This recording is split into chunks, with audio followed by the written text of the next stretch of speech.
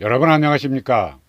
지난 지방선거에서 더불어민주당이 전국 거의 모든 지역을 싹쓸이 하다시피 했습니다. 그런데 이번 총선에서는 그 양상이 많이 바뀌는 것으로 그렇게 관측되고 있습니다. 이를테면 민주당만 빼고 마음에 드는 다른 정당에 투표하자는 그런 저변 심리가 상당히 넓고 깊게 번지는 듯 싶습니다.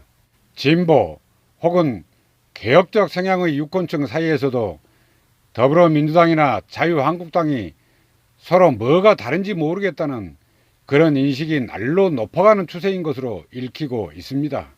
일각에서는 문재인 정권이 오히려 박근혜 정권보다 더 사악하다는 그런 평가까지 나오고 있는 실정입니다. 하기야 자유한국당이 저지른 잘못을 더불어민주당 또한 아주 판박이로 하고 있으니 충분히 납득되는 대목이기도 합니다. 이를테면 이런 겁니다. 막상 뽑아놓고 보니 문재인 정권이 오히려 더한다는 그런 기류인 것입니다. 일각에서는 문재인 정권이 역대 최악이라는 그런 평가를 하고 있기도 합니다. 심지어 끼리끼리 다들 헤쳐먹느라고 정신줄 놓았다는 비아냥도 나오고 있는 실정입니다. 문재인 정권과 민주당이 왜 이런 지경으로까지 내몰리고 있는지 그에 대한 분명한 이유가 있으리라고 여깁니다. 여기서 지난 박근혜 정권 시절이던 2016년 11월 20일로 역사의 시계를 되돌려 보겠습니다. 당시 청와대가 검찰의 압수수색을 거부하게 됩니다. 문재인 대통령은 당시 그에 대해 박근혜 대통령이 검찰을 부정했다고 말한 바 있습니다. 아울러 대통령으로서 검찰의 진실 규명에 협조하겠다는 것이 아니라 철저하게 피의자로서 방어권을 챙기겠다는 것이라며 비난을 퍼붓기도 했습니다. 그러면서 대통령이라고 예우할 것이 아니라 그냥 피의자로 다루면 된다며 검찰의 즉각적인 강제 수사를 촉구하기도 했습니다. 그런데 검찰이 정작 문재인 정권의 선거 공작 의혹과 관련해 청와대 압수수색에 나서자 이를 위법한 압수수색이라며 검찰을 겁박했습니다.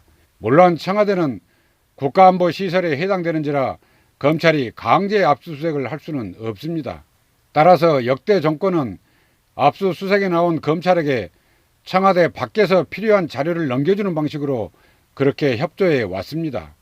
박근혜 정권 당시에도 청와대가 압수수색에는 응하지 않았습니다만 그러나 자료 제출을 하기는 했습니다. 그런데 문재인 청와대는 검찰의 압수수색 영장 자체를 문제 삼으며 자료 제출마저 거부하고 말았습니다. 그야말로 자기들 입맛에 따라 아무렇지도 않게 말 바꾸기를 일삼으며 사법농단을 자행하고 있는 것입니다. 문재인 정권의 간특한 현주소를 보여주는 그런 일면의 다름 아닌 것입니다. 돌이켜보건대 지난 이명박 정권에서 만사 형통으로 그렇게 일컬어지던 이상득 의원을 구속시켰습니다. 그렇다고 검찰을 비난하지는 않았습니다. 박근혜 정권 때도 비선 실세로 군림하던 최순실 씨를 구속했습니다. 그 또한 검찰을 비난하지는 않았습니다. 그런데 문재인 정권은 조국 및 그 일가 비위를 수사하기 무섭게 청와대와 민주당이 대거 나서서 검찰을 비난하고 또 겁박했습니다. 이후 친문들 비위 수사를 지휘하던 검사들을 몽땅 인사 난도질하고 말았습니다. 그와 맞물려 요즘 정치권을 바라보는 국민적 관심사가 또 있는 듯 싶습니다. 아마도 추미애 법무부 장관의 피비린내 잔뜩 묻어나는 그 끝자락일 것입니다. 검찰 인사권을 쥐고 있다고 덕지덕지 녹슨 칼을 마구잡이로 휘둘러 댔으니 말입니다. 그러나 이제 더는 그러한 신공을 발휘할 수 없을 듯 싶습니다. 오히려 추미애 장관이 검찰 조사를 받게 될 공산이 높아지고 있습니다. 주지하시는 바와 같이 지난 지방선거 당시 청와대에 의한 선거 공작 의혹이 불거져 있습니다. 몇몇 사람의 증언도 이미 나왔고 또 관련자에 대한 혐의 및 정황 증거도 숱하게 많습니다. 그런데 추미애 장관은 당시 민주당의 대표였습니다. 이와 관련해 검찰 조사가 불가피할 수밖에 없는 상태입니다. 아울러 문재인 정권 실세들을 수사 지휘하던 검찰 고위 간부는 물론이고 중간 간부까지 거의 몽땅 도륙낸 바나 다름없습니다. 이러한 검찰 인사 칼부림에 대해서도 직권남용 혐의가 매우 짙습니다. 이 또한 조사 대상이라고 여깁니다. 그럴 때 그녀는 도대체 뭐라고 변명할 수 있을까요? 문재인 대통령을 위해 장렬하게 사법심판 받아서 행복하다고 그렇게 말할까요? 여하튼 검찰 인사를 통해 문재인 정권의 복종적인 그런 검사들로 주요 보직을 채웠는지는 모를 일입니다. 그렇다고 문파들의 모든 죄악상이 이대로 덮어질 것으로 여긴다면 큰 착각일 뿐입니다.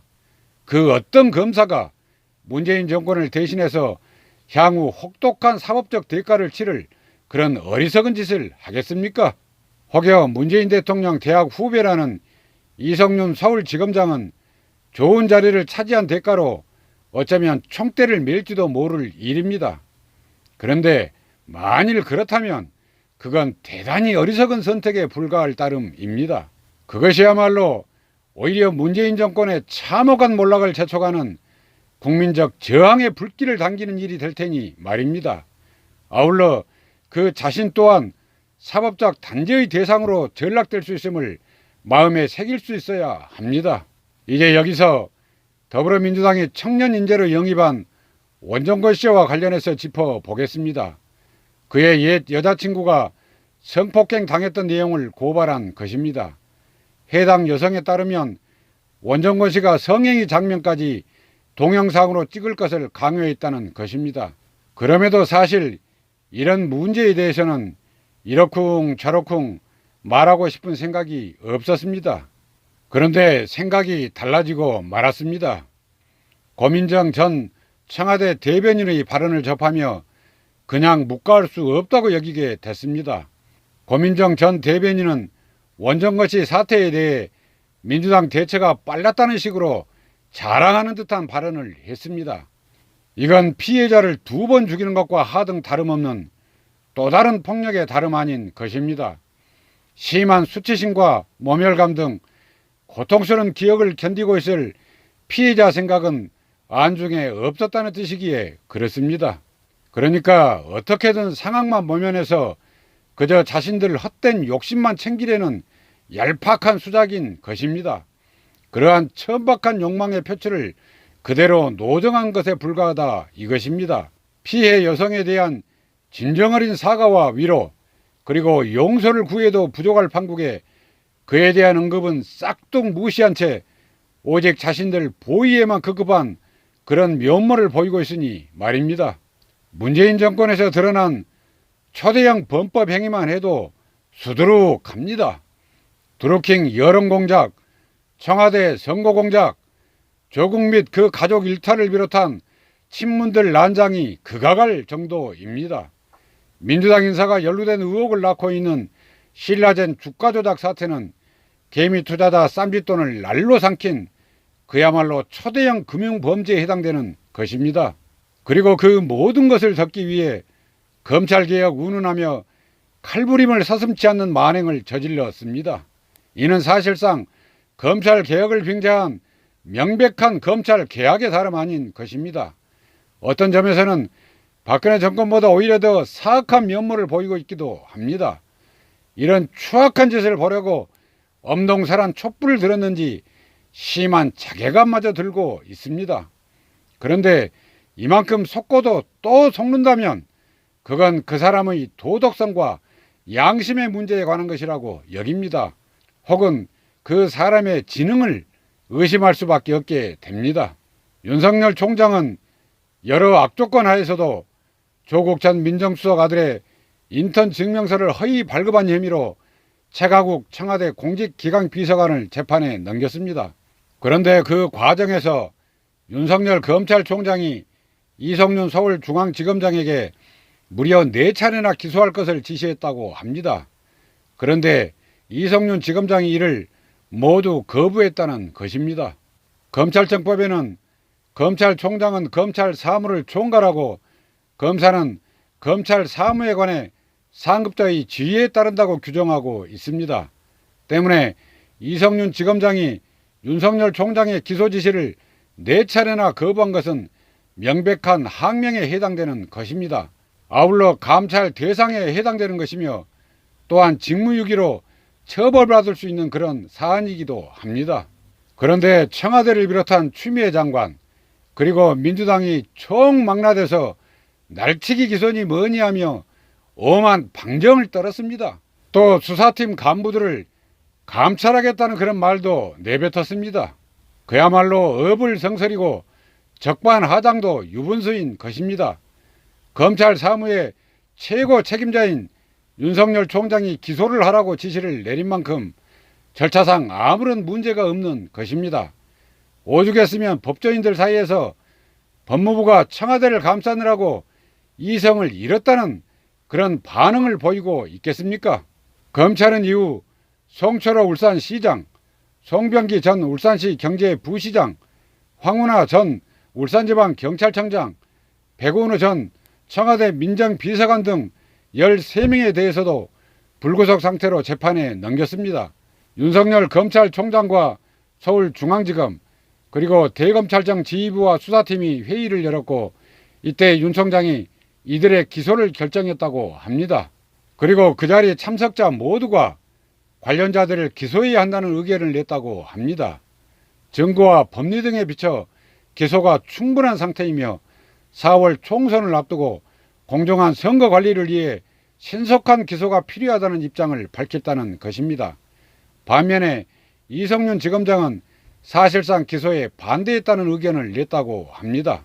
한편 추미애 장관의 인사학살로 인해서 지방의 발령난 검사들의 전출식이 윤석열 총장 주재로 열렸다고 합니다.